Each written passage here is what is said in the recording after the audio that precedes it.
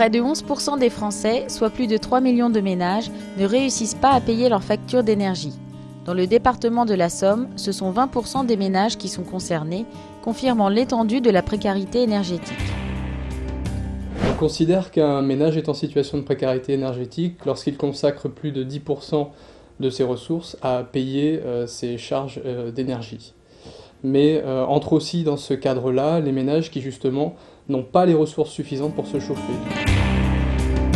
L'Agence nationale de l'habitat a pour vocation la mise en œuvre de la politique publique d'amélioration des logements privés. Depuis 2010, elle a lancé le dispositif Habiter mieux en direction des propriétaires occupants modestes.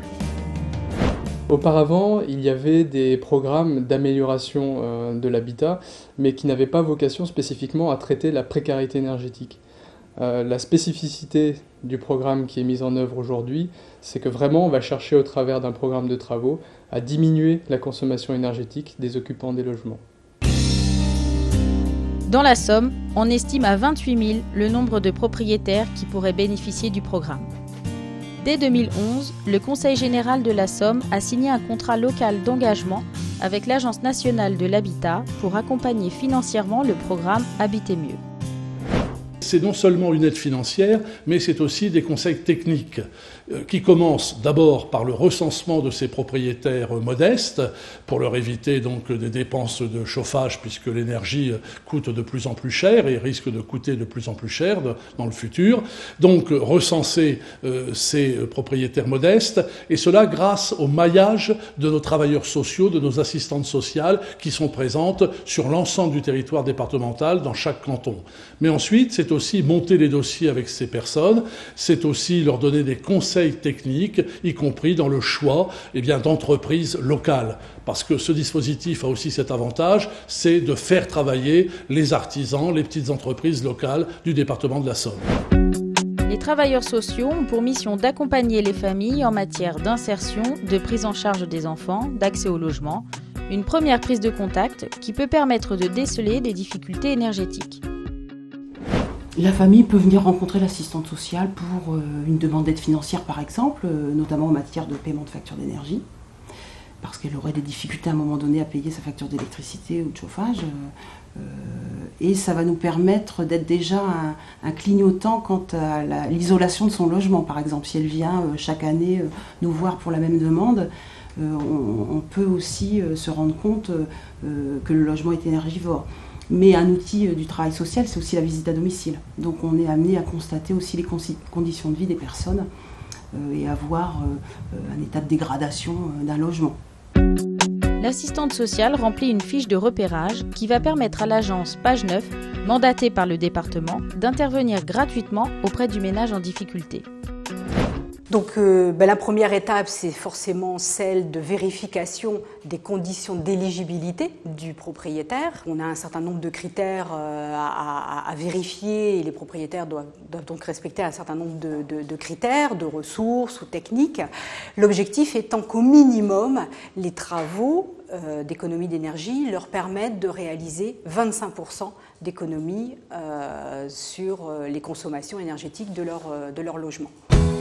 Une première visite est effectuée dans le logement concerné afin de pouvoir établir un diagnostic énergétique.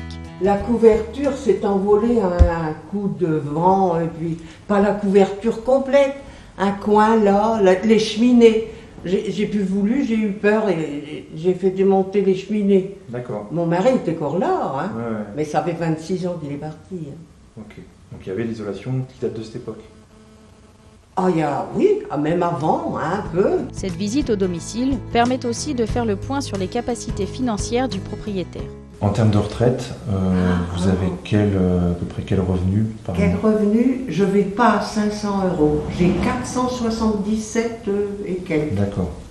Des recommandations sur les travaux à réaliser sont ensuite proposées aux propriétaires pour optimiser les économies d'énergie. Au départ, on était parti sur la toiture et le pignon.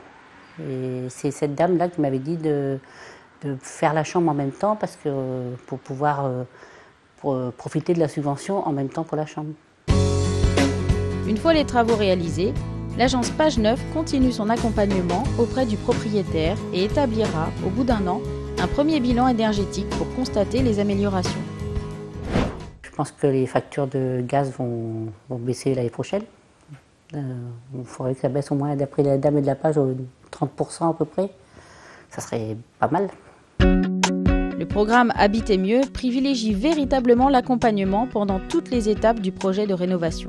Dans un premier temps, le travailleur social repère les ménages en situation de précarité énergétique.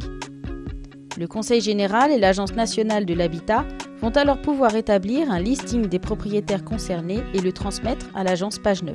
Le propriétaire peut aussi venir en mairie ou rencontrer les organismes de proximité et associations pour être accompagné dans ces démarches. Un agent prend contact avec l'habitant et lui rend visite pour réaliser le diagnostic du logement, faire des recommandations sur les travaux à réaliser et accompagner le propriétaire dans l'établissement des devis et le plan de financement. Les travaux peuvent commencer. Il y a, je dirais, un double objectif. D'abord, c'est d'apporter un meilleur confort aux propriétaires modestes et de diminuer leurs dépenses énergétiques.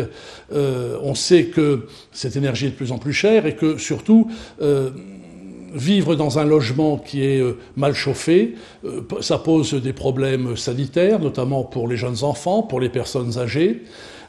C'est une absence de confort et je crois qu'un logement finalement bien chauffé et qui ne soit pas énergivore, c'est aussi une qualité de vie familiale et une qualité de vie sociale. Et puis c'est aussi notre participation à la réduction des gaz à effet de serre. Donc à la fois une protection en quelque sorte de la planète et d'autre part une aide apportée aux propriétaires les plus modestes.